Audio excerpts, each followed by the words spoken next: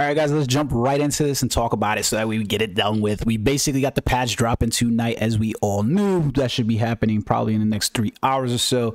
Basically, what do we have getting added to the game right now? Still no mention of Lang or Lang, however you say Wenwu, or, you know, Shang-Chi's sister's name. But we know we're getting new heroes, Wenwu and Katie, and then we're also getting 4 new uniforms. So we are confirmed to get uniforms now for Swordmaster, Arrow, and Wave, and along with that, Shang-Chi. While all the 3 latter characters are also getting the transcendent potential, and Shang-Chi's getting his tier 3 advancement. Let's take a look at these update details. So interestingly enough as well, I guess it bears goodness that, you know, they're also giving us the potential awakening and the for the 10 rings characters and Wenwu and Witcher. So let's take a look at these characters real quick. So the good thing about the update overall is everything is free to play, for, you know, free to play friendly. Wenwu is basically going to be obtained through the monthly biometric support. So if you need to level him up after you collect his bios and unlock the character, you are going to need a 6-star mega rank up ticket and probably a tier 2 advancement ticket to get him up there without having to worry about using any of the other bios. Otherwise, I've plenty of times said, you know, I kind of like the special support growth ticket. I mean, it's a little expensive, but, you know, every 15 days you get to get a character to tier 2 for free. You know, might want to think about that. Anyways, jumping right inside this, we've got him being released as a blast supervillain. Man, I think it would have been nice to have a combat supervillain, a new one inside there. We haven't had a really good one in a while.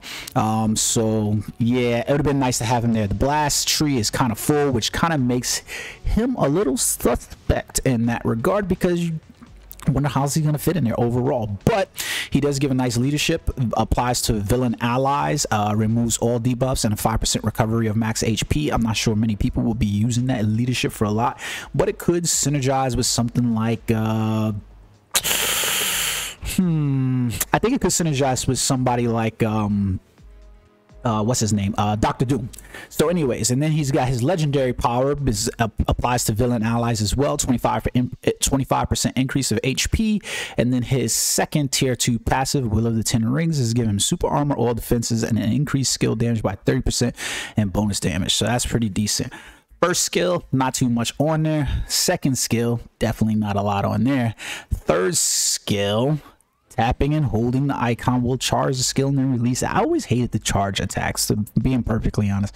Never really liked it, but it is a heal for him. Automatically recovers max 15% X HP, and he's going to get a guard against 8 hits. So yeah, okay.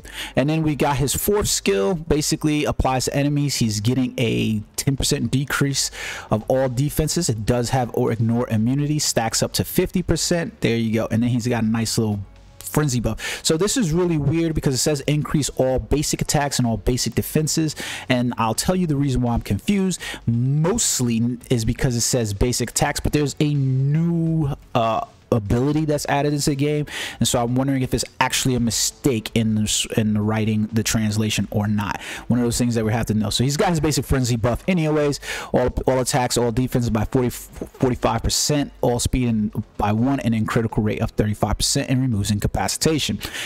Absolute control, his 5th skill, 80% chance to penetrate, and that's just about it. Removes active buff from target.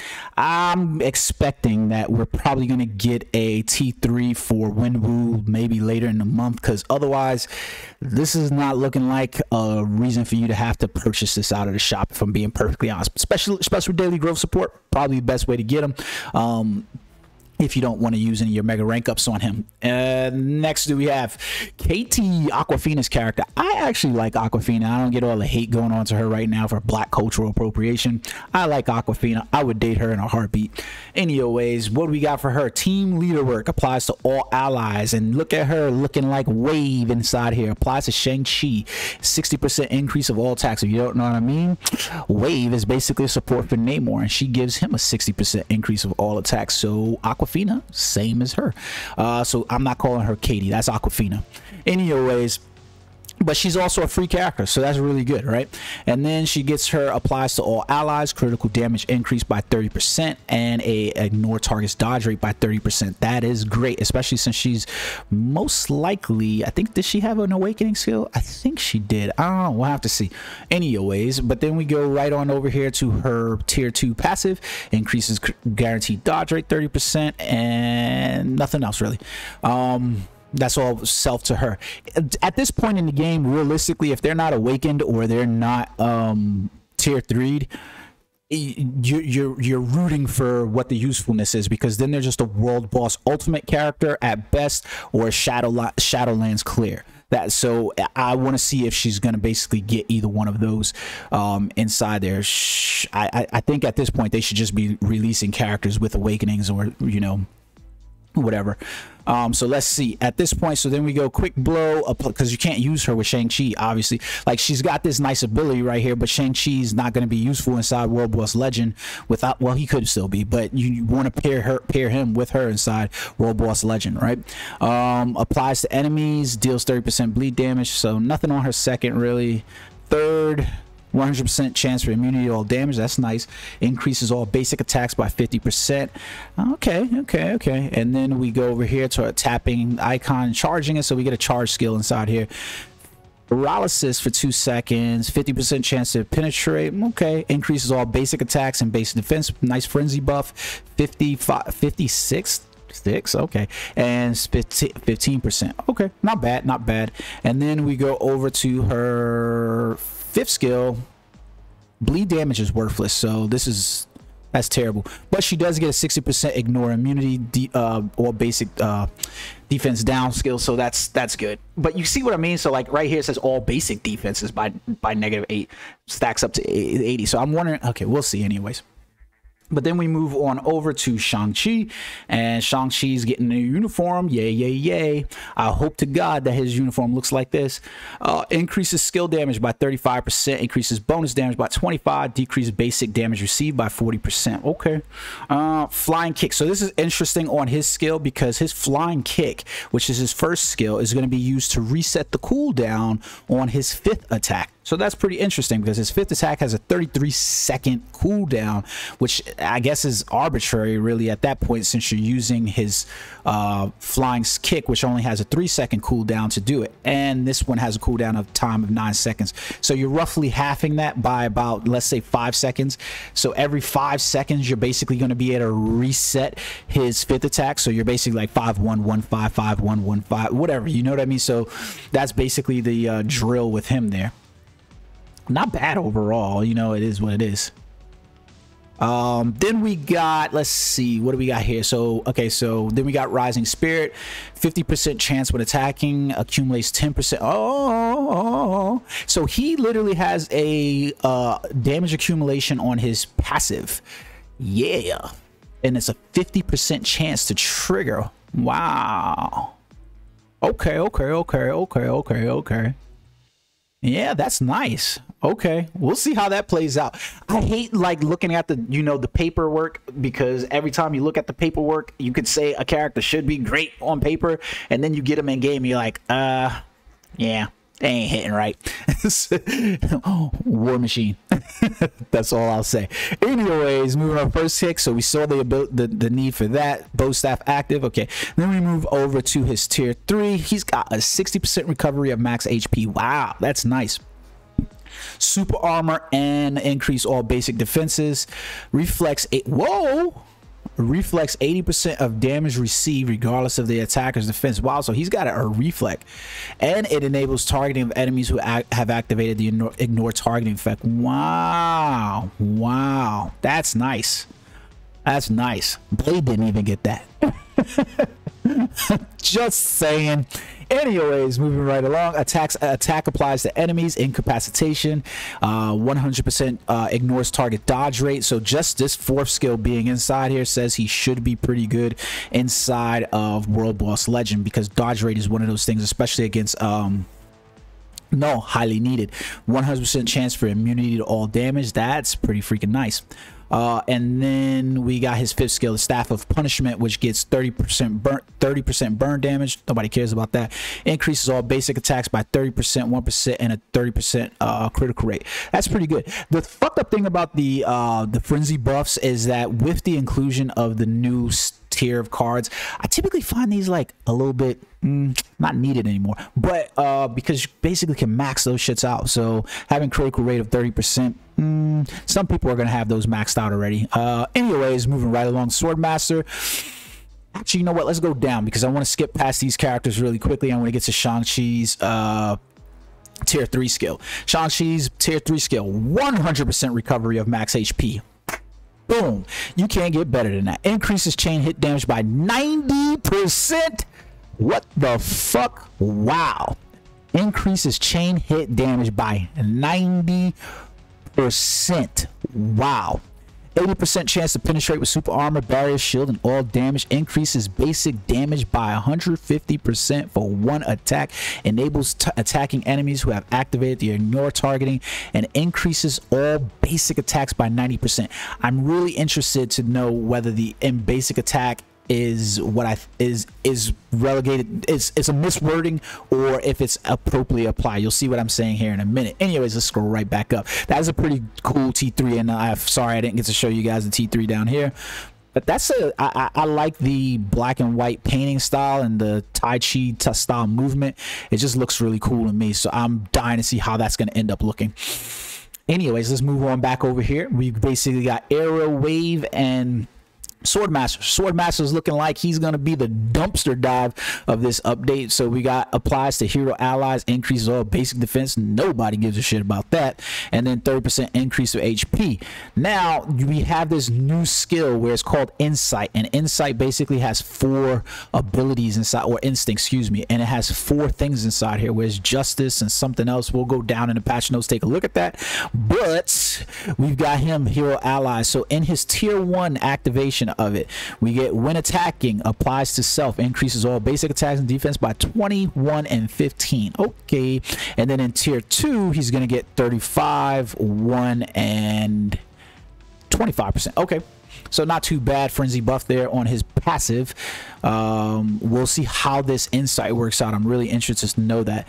Enhances effects of the skill Berserker on his pair 2. So he's getting 50% penetrate, super armor, and increased skill damage by 40 and 45. I already said to you guys, bleed damage is worth nothing.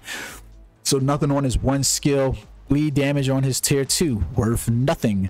Stun for 1 second and decreases. So he's getting, oh, was this fucked up and written? Because he's got, I'm confused. We got 2 all defense downs right here. Decreases all basic defense by 3, stacks up to 4. I think this might just be written wrong, rewording right here. Anyways, I'll move on to his 3. 100% chance for immunity. Increase all basic 20, 1 and 1. Nothing really there. Bleed damage again, removes elasticity, and another decrease in defense. So he's got what, 2 skills here with all defense down basically. All right, like I said to you guys already, he looks like, I mean, look at his 5th skill. There's like literally nothing on that fucking skill. It looks like there's not much going on. Let's see what Wave's got going on. Arrow, excuse me, I actually like Arrow. She also has Justice as her instinct ability. Decreases basic damage received by 30%. Then we've got super armor, increases all basic defense, guards against 5 hits. Okay, and then we've got applies to enemy, decreases all speed by 10. Basic defense, she's got a nice recovery of HP. She's got the true damage accumulation, and that's pretty good. Okay, so moving on over to her wind bomb skill, incapacitation, super armor. Okay, and then number 5 decreases obviously a defense down, and another frenzy buff. 35, 1 and 5. So she's looking like she's getting some stuff in here. The awaken ability should help complement her. I'm excited the most. However, I'm going to be perfectly honest, these 2 characters, Arrow and Swordmaster, are pretty much Shadowland characters for me. But moving on over to my girl Wave, I'm fucking super excited. Namor is one of my favorite characters, and being able to pair her up now with him inside World Boss Legend is going to give me reason to try to run Namor, the king inside World Boss Legend, especially against a character like No.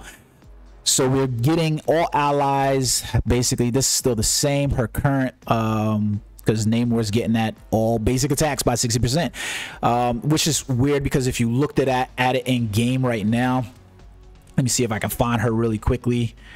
Come on, where is this at? Let's go. Let's see team, and then we go to Wave. She's a speed character. I want to show you guys this on screen, but I just want to pull it up for you real quick. There she goes. Okay, so this is her in game right now currently, and you can look at her skills and you can see her leadership down here, and you can see it's increase of all attacks, right? So it's a 60% increase of all attacks. So I'm wondering if that has just been misworded, because I can't imagine they're going to do a complete switch of all attacks to 60% basic attacks, but it could be something, because we'll get down into the insight anyways, the instinct ability, so you can see that increases guaranteed critical rate by 15%. Okay, yeah, increases basic damage dealt to supervillain faction, and this is the part where Namor loses out, because it still applies to all hero allies. So he's not getting these buffs in his current Phoenix 5 uniform, so you would have to use him in his other uniform or his modern uniform. I'm hoping they give him a new uniform update soon. Anyways, because he should just be a hero. It's weird because he's not even a hero either, in my opinion. But anyways, then we got Bleed. Trash. Bleed, trash. Guards against 5 hits, summon an illusion. Illusions in Marvel Future Fight are trash, so we'll see how that works out, especially if those illusions can be targeted. 4 incapacitation, and her 5th skill decreases all speeds, gets a only a 30% deep all defense down, and then we get a frenzy 31 and 30. Okay, so that's pretty cool. But then we get the awaken ability for all of them, and god damn, did they load up these awaken abilities. They should just say, hey, throw everything in the kitchen sink at these awaken skills, because now these characters got silence, all defense down, paralysis. See, this is what I'm confused about, because look at this. It's decreased all basic defense by 10%, and it's got stacks to 70% ignore immunity, but then you see it's decreased all basic attacks, and that stacks up to 50. So that's clearly 2 different skills. I'm really confused by this, but he's getting an increase of 35 and 50 ignore defense. That's pretty damn good. Ignore target dodge rate by 70%. These are looking good. These are like there's enough inside here that these awaken skills should be good. I will rush probably to awaken Wave, because like I said, I really want Honey Dip for my my Namor. He's somebody that I like. I can't really use him in I could use him in World Boss Legend right now, but this would give me increased reason to use him in World Boss Legend. I haven't produced a video for my World Boss Legend teams yet, but I'll get around to it, and you'll see why. I just pretty much choose, and these are basically the skills. The skills actually look pretty dope to me. I like them quite a bit. Yeah, they look pretty cool to me. Then we have the new ability Instinct. So this is weird because I'm interested to see how this is going to work, but obviously going to have to wait till after the patch to see how it works. And you upgrade your heroes with the 4 instincts.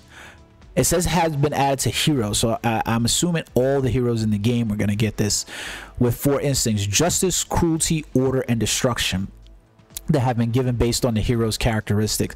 So I'm assuming if this has been given across the board to all the different heroes, and we're going to be looking at that, and then we're getting an increased instinct. Instinct increases the hero's level, increases the hero's instinct attack, instinct defense increases, instinct ability increases. It's like weird. Like, can we get somebody that can fucking actually translate and just Google translate this shit? The stat of the main instinct given to each hero will be applied 100%, while the other 3 instincts will be applied by 50%. Yeah, ways to, so this is the shit that I hate, right? Like I said this to some of the guys in Marvel Future Revelation. Everything's always introduced with a way for them to monetize this shit. Ways to increase a hero's instinct aside from hero growth will be further announced in future updates. You know what the fuck that means. We're going to get something that's paid to play. Instinct attack, instinct defense. The instinct attack ability adds damage in the form of additional damage and is only activated when a normal attack has succeeded. Instinct defense is only counted when an opponent has activated an instinct attack. Instinct damage can be guarded only with the instinct defense ability. So this is interesting. And then it says additional pierce damage does not apply.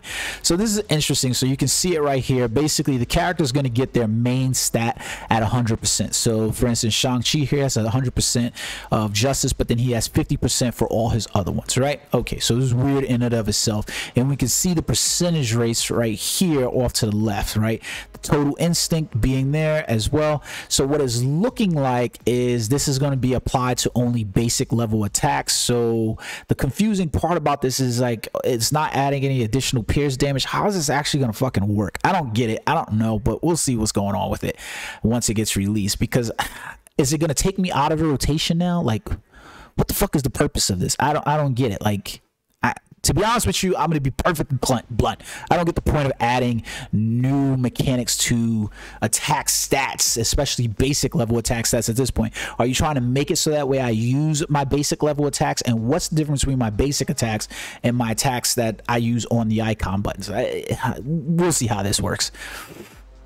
Okay, so then Shang-Chi is obviously getting a legendary mode. We typically get these with the movies as they're released. So Shang-Chi is getting a legendary battle inside there, which actually looks to have some pretty decent rewards. I say decent because some of the other modes actually have CTP selectors, which is something I would have preferred, a CTP selector, but we're outright getting a CTP of Judgment. But we've actually seen Judgment kind of like pop up lately inside the game as a useful CTP, so not too bad. But again, I would have preferred a CTP selector. We're also getting a potential realization ticket, Wenwu's Legend of the Ten Rings icon, and why the fuck do we have a dimension box inside there? Oh, okay, whatever.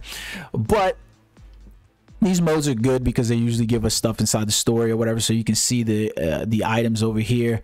I still hate the fact that we're getting dimension chests inside these as rewards, like normal mode rewards. So we're getting gold, that's pretty good. The chips are good. Uniform upgrade kits at this point, like, do we really need these? Like, do we really need these now?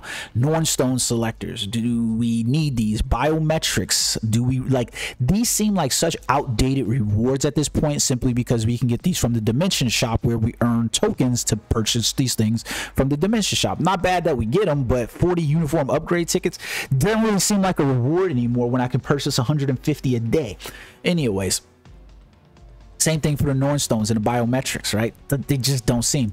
Black antimatter, always useful. The enchanted Uru chest at Mythic, always useful. But the dimension chest ESO, again, are these things fucking needed? And the custom gear chests, is this really a reward still?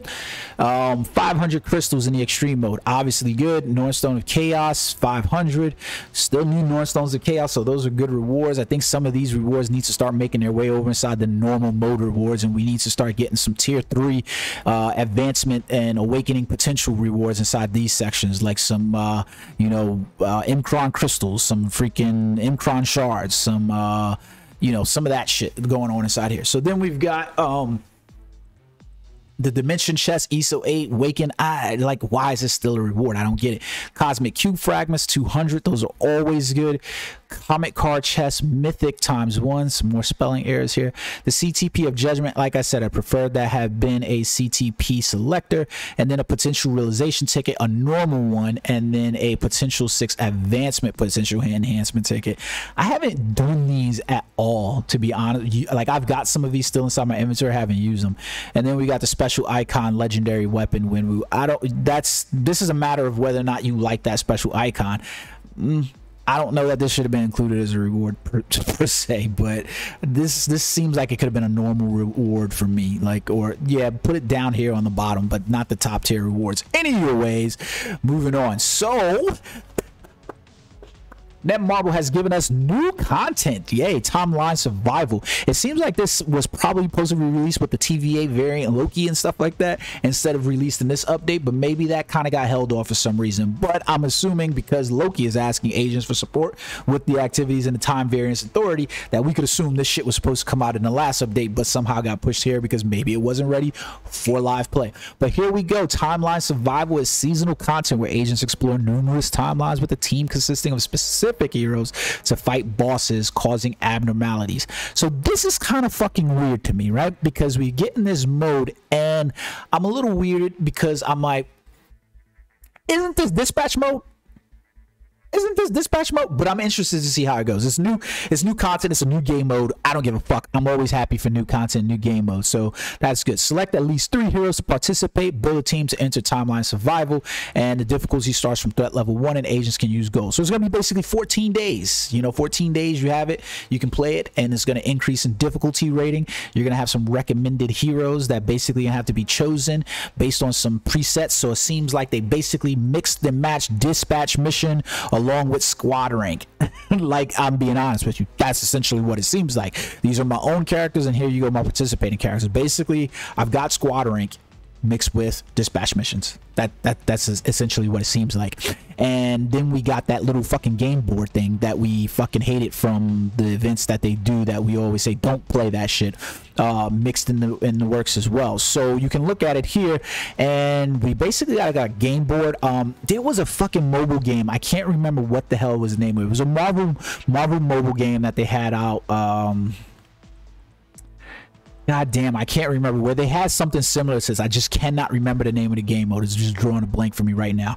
But anyways, you're moving around on the game board in order to complete areas and progress and complete the game board, and that's basically what you're getting. Like, I mean, you're gonna get rewards based on the game board's areas that you move. So you can see like the landmark area, the reward area, portals, dying to see how those happen, and then shops, normal stage battles, hard stage battles, and boss stage battles across the thing. And those are going to basically increase your rank. So I'm interested to see how this is going to play out, because it basically looks like dispatch mission and squad ranks mechanics kind of consolidated into a game board kind of battle. So it should be interesting. But I think the things that are going to make it the most interesting is what are the rewards for these modes, and that's the thing I'm most interested to see, because yeah. So you can see that we're basically accumulating tokens that's going to allow us to pay for rewards. What are the rewards is going to be the biggest thing, right? I'm interested to see what the rewards are going to actually be. Timeline Survival rewards can be required in a total of 3 features. Normal rewards: when entering specific locations, items can be acquired without having to battle. Cool. Temporal energy is how we clear stages inside there, and those will recharge as well. And then at the end we'll get some kind of mission complete rewards. 10,000 gold, not a lot. Agents can no longer spawn timeline when less than 3 heroes are surviving, and HP of heroes will be saved till the end of the season, so keep that shit in mind. A new season, so I'm interested to see how this is going to work. I don't want to talk about it too much until I know exactly what the rewards are. Like, for instance, the story mode stuff is time consuming in of itself, and the rewards are decent, but I don't think a lot of players kind of invest time into that every day. So we'll see how that plays out. And then we move on over to the new season of the Future Pass. So basically, Wenwu is in the normal pass, so at the end you'll be able to get the 10 biometrics for him to unlock him. Yay. We've got the special icon, Ruler of the Limbo Dimension. Kind of odd that they will release this icon right now when we're looking down the pipe at getting magic inside of Marvel Future Revolution. I'm not so sure that any of these icons are going to, you know, really tickle my fancy in order to purchase these legendary pass and mythic pass upgrades. So I'll probably stick on the normal pass this month. Magic's not one of my hugely favorite characters, nor is Dormammu, so it is what it is. These are basically icons that we're getting. I don't even think these look that cool compared to some of the other ones, like the Spider-Man. I mean, you know, I think a lot of Magic players will find this one, you know, intriguing. These two, whatever. Dormammu, Yeah, I don't really see paying the upgrade cost from legendary to mythic pass. I wish they would just create these as passes and not make it require that I have to purchase one pass to purchase the other. But whatever, it is what it is. And then we also got a new uniform collection inside of here, so we're gonna have to level up all these characters just to get 1 million gold. Now, other information, the result animations have been fixed for crafting. I didn't really notice a problem with them, so it is what it is. And then we've got a few issues right here that are going to be fixed inside here, namely iOS. Let's see, is there anything? I think some of these things are like the issue of the banner monthly product not disappearing from the main line. Yeah, I don't really see any of these being major issues, but that's what we got. So we're literally going to get this update. I think the update should be scheduled to finish sometime at like 3 o'clock in the morning or something like that. I think that's, let me double check that. Let me double check that. 9/7 maintenance notice. So we're basically going, yeah. So basically about 11 o'clock tonight so basically pretty goddamn early in the morning. So keep that in mind, because basically you can see the time zone at 8 o'clock is when the maintenance is going to begin tonight, and then it's basically going to roll till probably the pretty much early morning. So I'll try to get up in the morning and give you guys some of this update before I hit work, because this is not my full-time job. So I'm sorry for giving you guys this later than some of the other YouTubers who were able to give it to you sooner, but I can't do that. I got to get the fuck up and get my happy ass into the office. So there you guys have it. Hope you enjoyed the video. Hit that like, hit that subscribe, and maybe I will become a YouTuber that I can just fucking quit my job from that. Not really. But anyways, I hope you guys enjoy. I hope you guys are looking forward to the Shang Chi update that's coming tonight. I am, especially with some of those. I'm dying to see how Shang Chi is going to look in terms of what we got for the update art versus what we got for the poster. Let's see what happens, guys. Let me know in the comments. Are you looking forward to it or not? Until next time, peace.